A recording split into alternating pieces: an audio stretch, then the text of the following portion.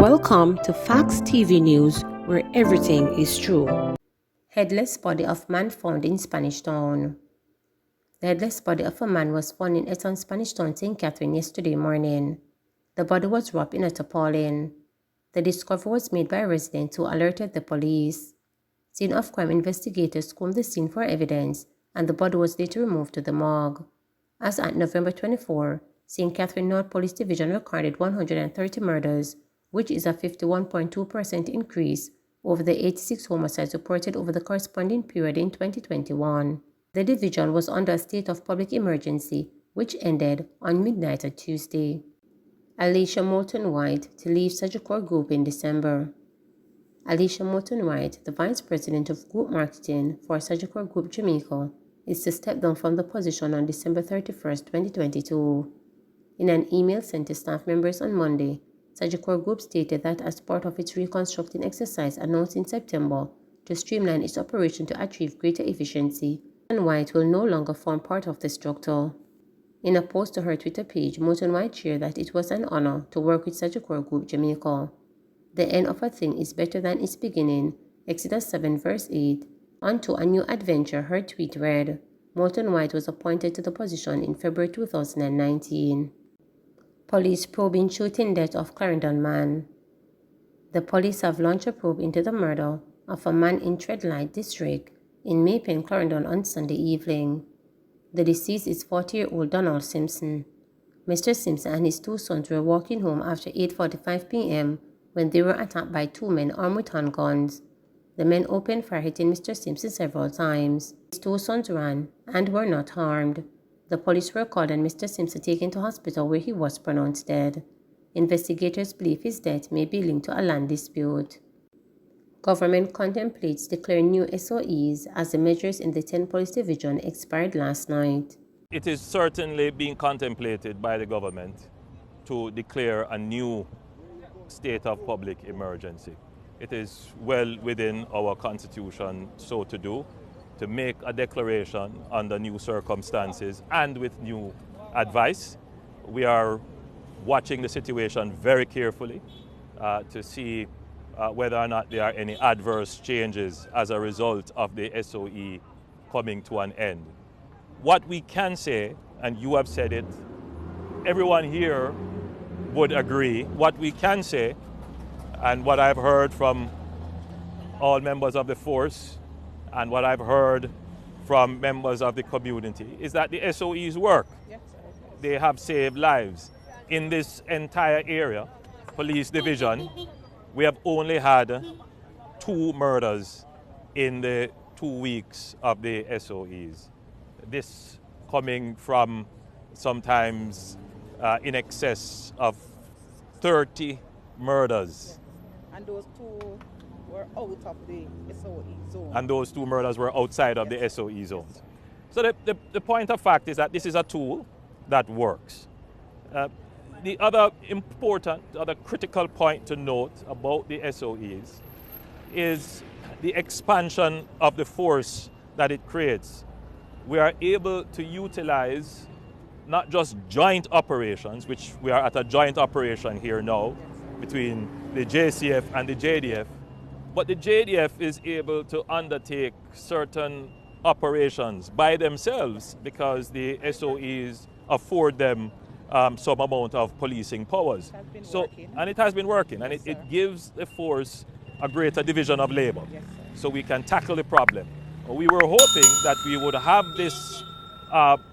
this advantage to take us through the Christmas season, when there will be a great demand on the JCF for public order issues, traffic management, town order, just ensuring that the public can go about their normal business peacefully and safely.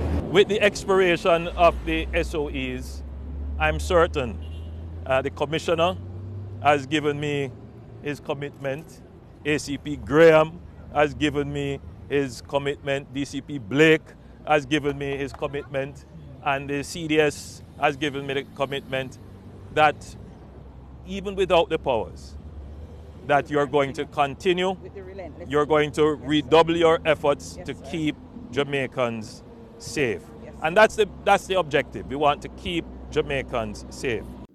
PNP maintains on constitutional point other factors for not supporting extension of SOEs. The opposition People's National Party PNP has sought to explain its decision not to support the extension of the states of public emergency SOEs, saying they are not necessary at this time.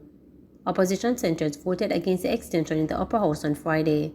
Only one vote from an opposition senator was needed for the SOEs to be extended until January 14, 2023. Speaking at a PNP conference on Sunday, Mr. Golding said the country is not in the state which the implementation of SOEs is warranted. Mr. Golding said the use of SOEs over the past 5 years have disrupted many lives due to the wrongful detention of many persons. He added that the actions of the opposition will also ensure that the entertainment activities in the Christmas season are not disrupted. The use of the state of emergency as a routine crime-fighting tool is not in keeping with the constitution of the country. Our position is that the state of emergency procedure in the constitution is an extraordinary procedure which suspends the rights of all Jamaicans who are within the state of emergency area and is only to be used where it is necessary to protect the state and the democracy in which we live from subversion by violent elements. That is not the situation in Jamaica. We have chronic violent crime that is crying out for a solution that can address the root causes of crime, even as we suppress it through appropriately tailored measures that do not infringe or undermine our basic fundamental rights and freedoms.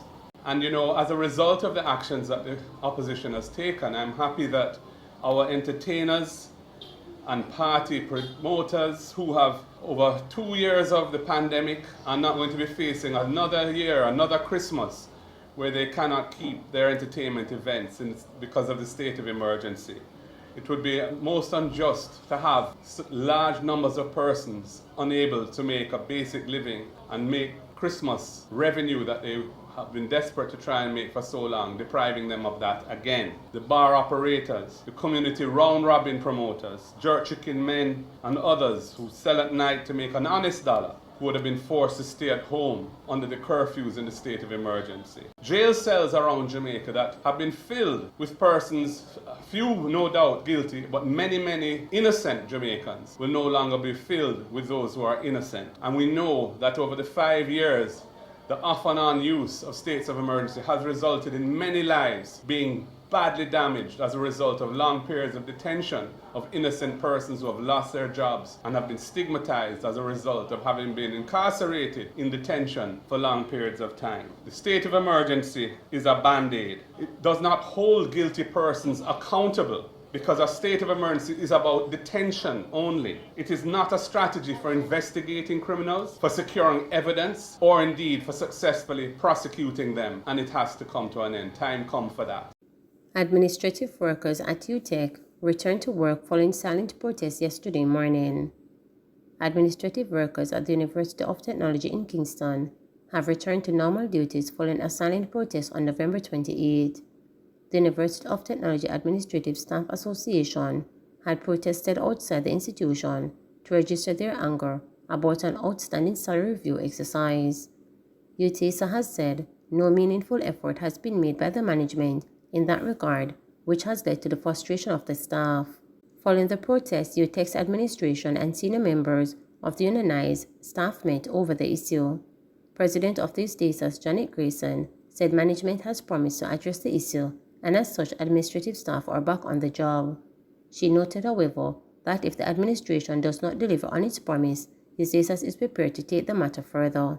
We went off with our planned silent protest this morning, and since then we met with the acting president, Professor Colin Giles, and we also met with the Chancellor, Mr. Lloyd Carney, and Mr. Carney has given his assurance that within a week's time he will get in touch with us. He will bring the matter forward to the Ministry of Education, and he will advise us of the response within a week's time. Until we get the response from the Chancellor. We will hold off any other forms of protest until we have heard from him. Well, back to the drawing board. We will meet with the members and we will decide how we proceed going forward. We did tell our Chancellor in no uncertain terms that we are prepared to take the matter further if we have not heard from him or if he doesn't hold up on his promise as we had discussed. So we did tell him that we plan to take the matter further. Please remember to subscribe, like, share, and click